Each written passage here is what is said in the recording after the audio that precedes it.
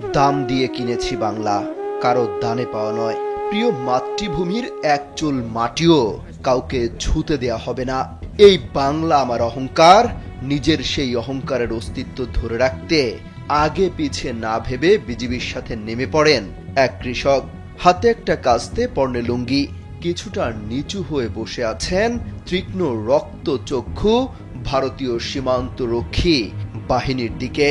যেন বাংলাদেশ নামের প্রিয় মায়ের দিকে চোখ তুলে তাকালেই সব শেষ করে ফেলবে সে।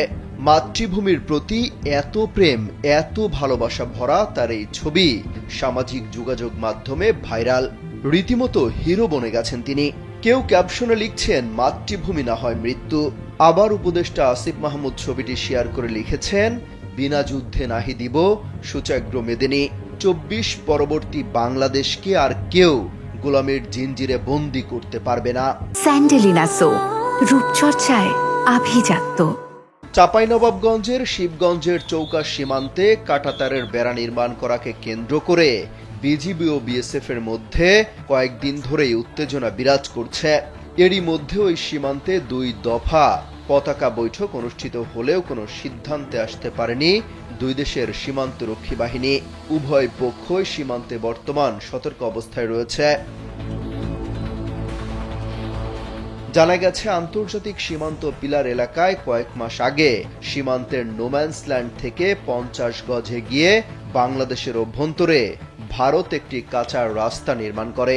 সেই রাস্তার পাশে পুনরায় কাঁটাতারের বেড়া নির্মাণ করার সময় তৈরি হয় এই উত্তেজনা।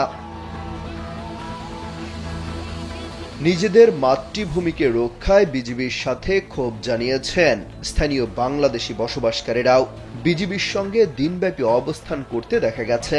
একইভাবে ভারতীয় নাগরিকদেরও বিএসএফ এর সঙ্গে অবস্থান নিতে দেখা যায়। একে কেন্দ্র করে এই সীমান্ত সংলগ্ন দুই দেশের স্থানীয়রা পাল্টাপাল্টি স্লোগানও দেয়। মঙ্গলবার সকাল থেকে সীমান্তে অতিরিক্ত বিজিবি মোতায়েন করা হয় এবং বিজিবির সেক্টর কমান্ডার সহ ঊর্ধ্বতন কর্মকর্তারা ঘটনাস্থল পরিদর্শন করেন। 59 বিজিবির অধিনায়ক লেফটেন্যান্ট কর্নেল গোলাম কিবরিয়া জানান, বিএসএফ ক্যাম্পের সদস্যরা সীমান্ত ঘেঁষে কাঁটাতারের বেড়া নির্মাণের কাজ শুরু করলে বিজিবির পক্ষ থেকে বাধা দেয়া হয়। এরপর সোমবার ও মঙ্গলবার উভয় পক্ষের মধ্যে পতাকা বৈঠক হলেও কোনো সমাধান আসেনি। তবে পরিস্থিতি এখন শান্ত রয়েছে। দুই দেশের বাহিনী সতর্ক অবস্থানে রয়েছে। অমিত হাসান, রবিন, কালবেলা।